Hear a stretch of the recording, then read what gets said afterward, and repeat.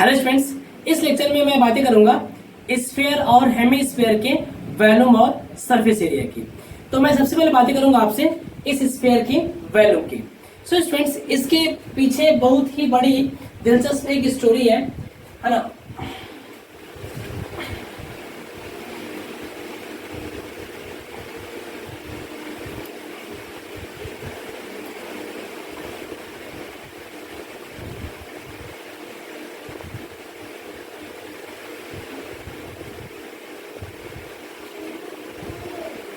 Hello students, इस lecture में मैं आपसे बातें करूंगा स्फीयर और हेमीस्फीयर के वॉल्यूम और सरफेस एरिया की। सो स्टूडेंट्स, सबसे पहले मैं आपको बताना चाहता हूं कि इस स्फीयर की जो वॉल्यूम होती है ना, इस स्फीयर की वॉल्यूम होती है 4/3 पाई आर क्यूब। इसकी होती है वॉल्यूम 4/3 पाई आर क्यूब। जहां पे ये जो आप देख पा रहे हो ना, ये वाला इस स्फीयर की रेडियस है जी, है ना। ये वाला स्फीयर क्या है जी? रेडियस है।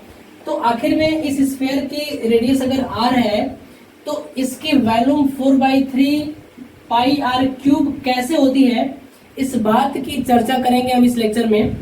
और उसके बाद हम न्यूमेरिकल्स की चर्चा करेंगे with the help of concept of sphere and hemisphere. So students, इसमें करना है ये है आपको, है ना। मैंने आपको यहाँ पे आपके सामने मैंने दो फिगर ड्रॉ कर डाले हैं ना, दो कोण ड्रॉ कर डाले हैं। तो जैसे मैंने आपको कोण की वॉल्यूम बताया अपने प्रीवियस लेक्चर में, कुछ इसी तरीके से अगर मैं बातें करूं यहाँ पे इस स्फीयर की, है ना। अपने पास अगर हम एक स्फेरिकल बाउल रख लें, स्फेरिकल बाउल ना कि हेमीस्फेरिकल, है ना। हम एक स्फीयर अपने पास रख लें, होलो स्फीयर कह सकते हो। और अगर उसके अंदर हम पूरा का पूरा लिक्विड फिलअप कर दें, है ना। और उन लिक्विड को इन दो कोन्स के अंदर अगर फिल करें तो ये बिल्कुल पूरा का पूरा फिल हो जाती है। तो हम आपसे ये बताना चाहते हैं कि अगर अपने पास दो ऐसे कोण हो, है ना, जिसकी रेडियस बिल्कुल सेम हो, और ये रेडियस किसके बराबर हो जी? तो ये रेडियस होनी चाहिए आपको रेडियस ऑफ स्फीयर के बराबर होनी चाहिए। अगर स्फीयर की रेडियस आर है तो इन कोण की रेडियस पे क्या होनी चाहिए? आर होनी चाहिए। और इसकी हाइट तो देख पा रहे हो आप, इसकी अगर हाइट h है तो इसकी भी हाइट h होनी चाहिए, और इसकी भी हाइट h होनी चाहिए, है ना। मैं बताना चाहता हूं कि कोण की हाइट और स्फीयर की हाइट क्या होनी चाहिए? सेम होनी चाहिए। आपके दिमाग में ये बातें जरूर चल रही होंगी कि सर स्फीयर में हाइट कहाँ होता है। ऑफ कोर्स आपका सोचना बिल्कुल सही है। हाइट कहने का मतलब मेरा ये है मेरे प्यारे बच्चों, मैं बातें इसकी कर रहा हूँ, इसकी, है ना, इसकी बातें कर रहा हूँ कि ये जितना है ना, इसको बोलते हैं आर और इसको बोलते हैं आर। तो टोटल मिलाकर कितना हो जाएगा? टोटल मिलाकर हो जाएगा 2r। तो इसकी हाइट जो है कि 2r के बराबर, और इसकी हाइट भी 2 टाइम्स ऑफ r के बराबर होनी चाहिए। तो अगर इस तरह से कुछ कंडीशन आपके सामने है मेरे प्यारे बच्चों, तो दो कोन्स के अंदर अगर हम वाटर को फिल कर दें, है ना, और इन दोनों कोन्स के वाटर को अगर हम इस स्फीयर के अंदर फिल करें तो बिल्कुल ही ये अप टू ब्रिम फिल्ड हो जाता है। तो यहाँ से हमको ये बातें मिलती हैं कि ये जो वॉल्यूम ऑफ स्फीयर होता है ना, ये वॉल्यूम ऑफ 2 कोन्स के बराबर होता है। अरे भाई, अगर मैं बातें करूं आपसे कि इस कोण की वॉल्यूम क्या होती है, तो आपको बिल्कुल बेहतरीन तरीके से मेरी बातें पता है कि ये होती है 1/3 पाई आर स्क्वायर एच, और इसकी भी होती है 1/3 पाई आर स्क्वायर एच। आप देख पा रहे हो कि इसकी वैल्यू निकालनी है हमें, है ना। इसकी वैल्यू निकालनी तो यहाँ लिख सकते हैं वैल्यूम ऑफ स्फीयर, है ना, लिख सकते हैं जी वैल्यूम ऑफ स्फीयर। मैं यहाँ लिख सकता हूँ वैल्यूम ऑफ स्फीयर। तो देखो यहाँ पे अगर मैं इन दोनों को ऐड करूंगा तो क्या मिलेगा हमें? 1 और 1 कितना मिल जाएगा? ये मिल जाएगा 2/3। कितना मिल जाएगा जी? 2/3। और मेरे प्यारे बच्चों, मेरी अगर बातों को बड़े ही ध्यान से अगर समझ पा रहे हो तो देखो ध्यान से, मुझे मिल गया ये कितना है? 2/3, है ना। तो यहाँ से सकता हूँ 2/3 pi r square h, 2/3 pi r square h. चलो मैं इस बात को आपको फिर से बताना चाहता हूँ। ये बातें जितनी है वही सेम टू सेम बातें भी है ना। तो 2 टाइम्स ऑफ सेम बातें लिखेंगे हम लोग तो मिलेगा 2/3 पाई आर स्क्वायर, है ना। डिनोमिनेटर सेम है 1 और 2, और ये हो गया पाई आर स्क्वायर एच। तो ये हो गया इसका क्या? वॉल्यूम। ये हो गया अपना वॉल्यूम ऑफ स्फीयर। अब देखो यहाँ पे मैं यहाँ पे h की जगह पे लिखने वाला हूँ 2r। तो अगर मैं h की जगह पे लिखूंगा जी 2r, है ना, तो मैं जैसे यहाँ पे लिखूंगा 2 × r, तो ये बातें देखो कैसे दिखेंगे आपको, ये बातें दिखेंगे आपको 2 2 जा 4 है ना, 4/3 पाई आर है ना, और ये आर में आकर क्या हो जाएगा पाई आर क्यूब। तो हम यहाँ से कह सकते हैं मेरे प्यारे बच्चों की जो वॉल्यूम ऑफ स्फीयर होता है, जो वॉल्यूम ऑफ स्फीयर होता है ये ना, वॉल्यूम ऑफ स्फीयर जो होता है ये कितना होता है 4/3 पाई आर क्यूब। तो हम यहाँ लिख सकते हैं, यहाँ लिख सकते हैं volume of sphere, volume of sphere क्या होता है 4/3 पाई आर क्यूब। तो इस बात को आपने बेहतरीन तरीके से समझ लिया मेरे प्यारे बच्चों कि volume of sphere 4/3 pi r cube कैसे होता है। तो ये था इसके पीछे का कॉन्सेप्ट, जहां से ये लिखा गया है वॉल्यूम V बराबर 4/3 pi r cube. So students, अब मैं बातें करूंगा वॉल्यूम ऑफ हेमिस्फीयर की। तो मैं यहाँ पे ड्रॉ कर लेता हूँ जी एक हेमिस्फीयर। देखो यहाँ से ये क्या हो गया, ये अपना हो गया एक हेमिस्फीयर, और ये हो गया अपने हेमिस्फीयर की रेडियस स्मॉल आर, और ये वाला भी क्या हो गया रेडियस हो गया स्मॉल आर। मेरे प्यारे बच्चों, अगर स्फीयर की रेडियस आर है तो इसका वॉल्यूम 4/3 पाई आर क्यूब है। तो इसी तरीके से अगर इसी हेमिस्फीयर की अगर निकालनी हो वॉल्यूम, तो हम यहाँ पे इसके वॉल्यूम का आधा कह सकते हैं जी, है ना, आधा 2 2 जा 4, तो हमें मिलेगा 2/3 पाई आर क्यूब। तो ये हो गया क्या वॉल्यूम ऑफ हेमिस्फीयर, है ना, ये हो गया क्या वॉल्यूम ऑफ हेमिस्फीयर। मैं यहाँ लिख देता हूँ ना, volume of hemisphere, volume of hemisphere कितना हो गया 2/3 पाई आर क्यूब। तो मैं अपने बच्चों से बोलना चाहूँगा मेरे प्यारे बच्चों कि ये दोनों ही कॉन्सेप्ट आपको बिल्कुल इस तरीके से समझ में आ गए होंगे। सो कॉपी इट नाउ। मैं बातें करूँगा surface areas of sphere and hemisphere की। सो जहाँ तक हमें उम्मीद है कि हमारे बच्चों ने कॉपी कर लिया होगा, मैं नेक्स्ट टॉपिक के ऊपर आता हूँ मेरे प्यारे बच्चों, जिसका नाम है surface area of sphere and hemisphere. अभी तक चल रहा था volume of sphere and volume of hemisphere. So मेरे प्यारे बच्चों, अगर मैं बातें करूँ सरफेस एरिया की, ये बहुत ही आसान है, मेरी बात ध्यान से समझो। मैं अगर बातें करूँ सरफेस एरिया की तो देखो ध्यान से, ये मैंने ले रखा है एक स्फीयर, है ना, ये मैंने ले रखा है क्या जी एक स्फीयर ले रखा है। और अगर मैं इस स्फीयर के ऊपर मान लेता हूँ, मेरे पास अभी कोई धागा तो नहीं है, बट डोंट वरी, मैं आपको बता रहा हूँ, ऐसा आप एक्टिविटी जरूर करना। अगर इस स्फीयर के ऊपर इस धागे को ऐसे हम लपेट दें, है ना, ऐसे अगर हम इसके ऊपर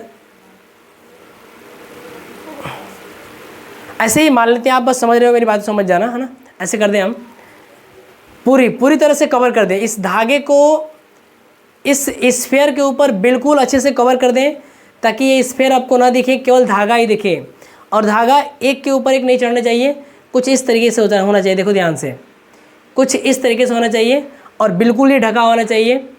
तो मैं बताना चाहता हूँ कि अगर मैं उस पूरे धागे को ऐसे ओपन करूँगा, और ओपन करने के बाद अगर मैं उन सारे धागों को सर्कुलर शेप में रखूँगा ना, 4 सर्कुलर शेप में अगर मैं रखूँगा मेरे प्यारे बच्चों, तो आपको देखो क्या मिलेगा। देखो मेरी बात ध्यान समझो, मैंने बोला कि ये था अपना स्फीयर, है ना, मैंने ये बोला मेरे प्यारे बच्चों, मैंने बताया कि ये था अपना क्या जी, ये था अपना स्फीयर, ये वाला था अपना स्फीयर, मैं यहाँ पे ड्रॉ कर लिया हूँ।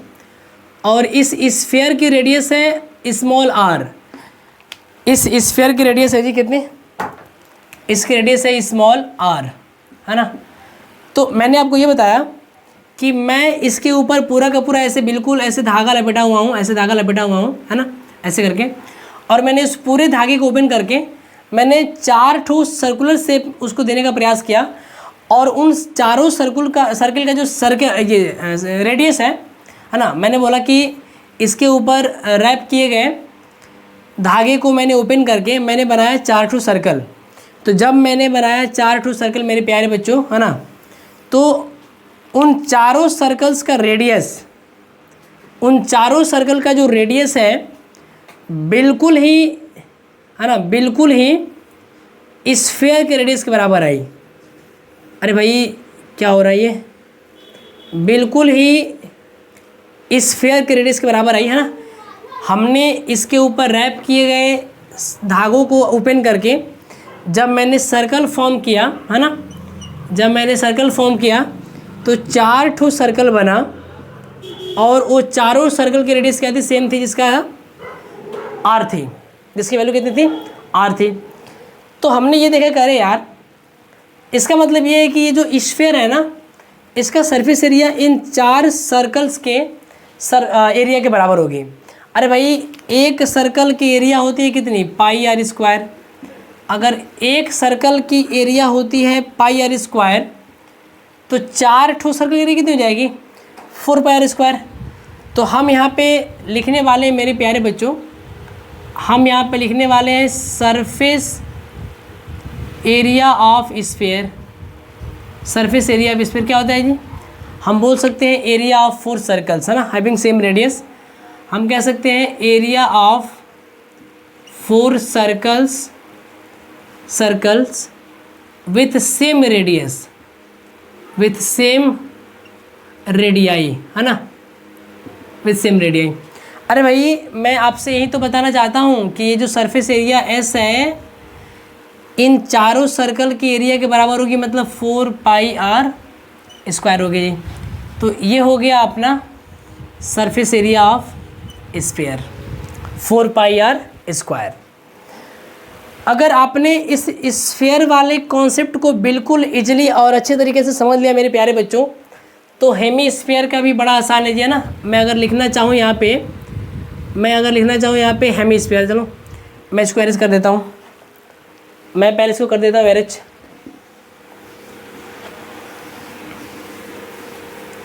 अगर मैं इसे एरेज करूँ और एक ड्रॉ करूँ हेमी स्फीयर, है ना, यहाँ पे अगर मैं ड्रॉ करता हूँ एक हेमी स्फीयर, मैं अगर ड्रॉ करता हूँ जी हेमी स्फीयर, है ना, ये वाला हेमी स्फीयर है, देख पा रहे हो आप, ये वाला हेमी स्फीयर है। और इसकी रेडियस कितनी है, इसकी रेडियस भी स्मॉल आर है जितनी कि उसकी रेडियस है, और ये भी कितनी होगी, आर ही होगी। तो आप देख पा रहे हो हेमिस्फीयर के पास 2 तरह के सरफेस है, एक ये कर्व सरफेस और ये वाला ऊपर जो देख रहे हो टॉप में, ये वाला बिल्कुल प्लेन सरफेस होता है ना। ये कैसा होता है, प्लेन सरफेस होता है। तो हम यहाँ निकालने वाले हैं हेमिस्फीयर के बारे में। अब तक चल रहा था बारे में स्फीयर के, और मैं यहाँ लिखने वाला हूँ हेमी स्फीयर, है ना, हेमिस्फीयर। और मैं यहाँ लिखने वाला हूँ मेरे प्यारे बच्चों curve surface area of hemisphere. तो बताओ स्फीयर की क्या होती है curve surface area, 4 pi r square होती है। तो बस इसकी हो जाएगी इसके आधा, इसकी सरफेस एरिया हो जाएगी स्फीयर के आधा, तो क्या हो जाएगी 2 पाई आर स्क्वायर। अगर मैं इसकी टोटल सरफेस एरिया की बातें करूं, total surface area of hemisphere की बातें करूं मेरे प्यारे बच्चों, है ना, हेमिस्फीयर की अगर मैं बातें करूं मेरे प्यारे बच्चों, तो अगर मैं इस कर्व सरफेस में मैं अगर इस टॉप वाले एरिया को जो कि पाई आर स्क्वायर है को ऐड कर दूं तो मुझे मिलेगा 3 पाई आर स्क्वायर, और ये होगा total surface area of hemisphere 3 pi r square, and it is the curve surface area of hemisphere 2 pi r square, and this is surface area of sphere. तो students अब हम solve करेंगे इन सारे concept के basis पे कुछ numericals जो आपके कॉन्सेप्ट को और बनाएगा मजबूत। सो स्टूडेंट्स अगर मैं बातें करूँ इन सारे न्यूमेरिकल्स की, तो मैं बातें कर रहा हूँ इस न्यूमेरिकल नंबर फर्स्ट की। ये अपना न्यूमेरिकल नंबर फर्स्ट है और ये वाला क्या है जी, सेकंड है। तो अगर मैं यहाँ पे फर्स्ट क्वेश्चन को ध्यान से देखो तो यहाँ पे दे रखा है find the curve surface area and total surface area of hemisphere of radius 21 centimetre. अरे भाई आपके पास दे रखा है जी एक हेमिस्फीयर, है ना, एक हेमिस्फीयर, और इस हेमिस्फीयर के दे रखी है आपको रेडियस, क्या दे रखी है जी, रेडियस। और इस हेमिस्फीयर का दे रखा है रेडियस स्मॉल आर, अगर हम लिखें यहाँ पे तो ये दे रखी है कितनी, 21 सेंटीमीटर। तो आपसे पूछ रहा है, आपसे पता है क्या पूछ रहा है, आपसे पूछ रहा है कि इस हेमिस्फीयर का कर्व सरफेस एरिया और टीएसए क्या होगा, अर्थात टोटल सरफेस एरिया क्या होगा। तो मैं यहाँ पे लिख सकता हूँ मेरे प्यारे बच्चों ना, मैं यहाँ पे लिख सकता हूँ मेरे प्यारे बच्चों इजीली इसके सॉल्यूशन को, है ना। यहाँ पे दे रखा है रेडियस ऑफ हेमिस्फीयर, यहाँ पे दे रखा है क्या, रेडियस ऑफ हेमिस्फीयर। मैं यहाँ लिखता हूँ radius of hemisphere, radius of hemisphere ये क्या दे रखा है जी, small r is equal to दे रखा है 21 सेंटीमीटर। अरे भाई तो मैं लिख सकता हूँ therefore curve surface area of hemisphere, curve surface area of hemisphere क्या हो जाएगा जी? तो ये हो जाएगा 2πr²। अरे भाई अगर मैं यहाँ पे यहाँ रखने का प्रयास करूँ, पाई की वैल्यू 22/7 और अगर r का मान 21 लिखूँ और यहाँ पर भी 21 लिखूँ जी, तो सॉल्व करने के बाद हमें क्या मिलेगा? सॉल्व करने के बाद हमें मिलेगा 3 2 6, 6 2 12 का 2 और 6 2 12 और 1 13 इंटू 21 कर लेते हैं मल्टीप्लाई, है ना, कर लेते हैं मल्टीप्लाई।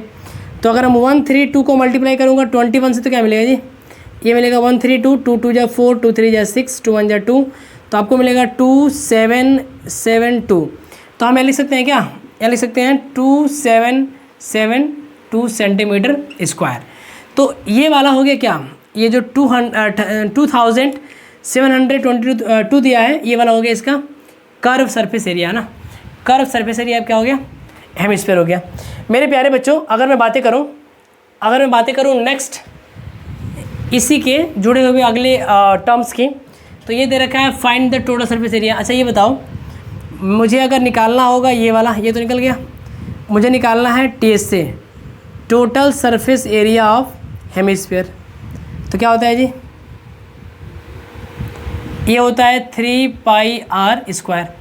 तो मैं आपसे यहाँ पे सिंपल से यही बातें पूछना चाहता हूँ मेरे प्यारे बच्चों कि अगर यहाँ पे 3πr² दे रखा है तो मैं यहाँ लिख रहा हूँ 3, पाई का मान मैंने लिख दिया 22/7 और r² मीन्स 21/21। अरे भाई अभी मैंने इसको सॉल्व किया, ये कितना आया था? ये आया था 3, है ना। अब मैं यहाँ पे मल्टीप्लाई कर लूँ, 3 3 जा 9, 9 2 जा 18, 18 का 8 और 9 2 जा 18 और 1 19 इंटू 21। तो अब अगर मैं मल्टीप्लाई करूँ इस बात को यहाँ पे ऐसे 198 को मल्टीप्लाई करूँ 21 से जी, तो क्या मिलेगा? 198 मिलेगा और यहाँ मिलेगा 2 8 जा 16, 2 9 जा 18 और 1 19, 2 1 जा 2 और 1 3, तो ये मिलेगा 8 5 1 और 4। तो आपको मिलेगा मेरे प्यारे बच्चों 4158 सेंटीमीटर स्क्वायर। तो ये वाला हो गया इस हेमिस्फीयर का टोटल सरफेस एरिया ना। ये वाला सरफेस एरिया मैंने इसमें क्या कर दिया? ऐड कर दिया। तो ये हो गया 2πr से 3πr²। सो मेरे प्यारे बच्चों अगर आपको ये न्यूमेरिकल समझ में आ गया तो ये टाइम है हमें इस न्यूमेरिकल नंबर सेकंड को सॉल्व करने की। मेरे प्यारे बच्चों यहाँ पे दे रखा है सेकंड वाले में, the diameter of moon is 1/4 of the diameter of earth, find the ratio of their surface area.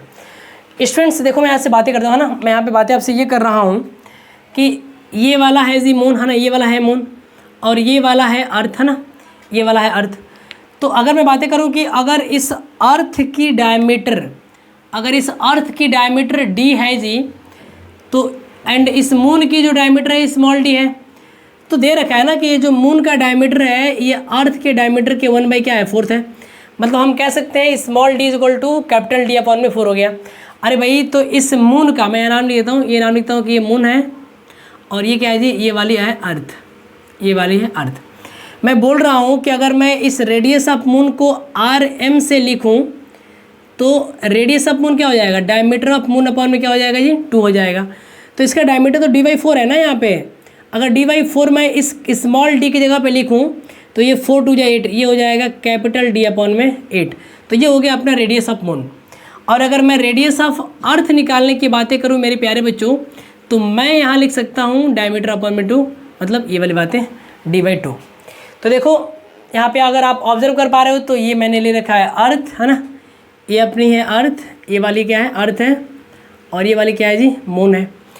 तो सवाल ये कह रहा है, सवाल आपसे ये कह रहा है मेरे प्यारे बच्चों ना, सोल्यूशन में लिखते हैं यहाँ पे, सवाल आपसे यहाँ पे ये कह रहा है मेरे प्यारे बच्चों कि सरफेस एरिया के बीच का निकालना है रेशियो।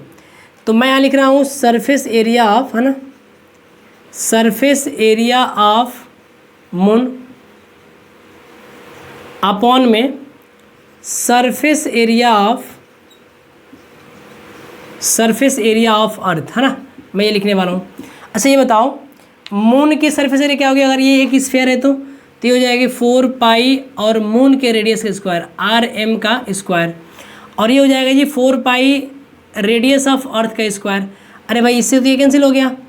तो हमें क्या मिला? हमें मिला रेडियस ऑफ मून का स्क्वायर और रेडियस ऑफ अर्थ का स्क्वायर।